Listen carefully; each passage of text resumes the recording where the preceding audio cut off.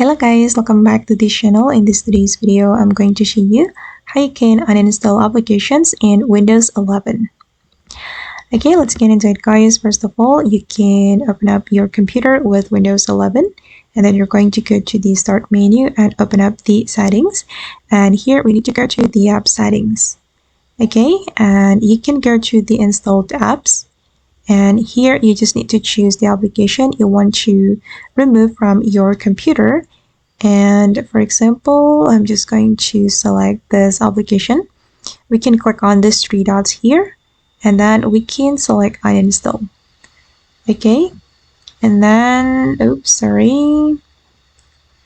okay, and then you just need to click on uninstall and the application will be removed from your computer. That's easy, right? You just need to click on these three dots and then select uninstall. Okay guys, and that's all the way to uninstall application in Windows 11. I hope this video will be useful for you. Thank you so much for watching and bye!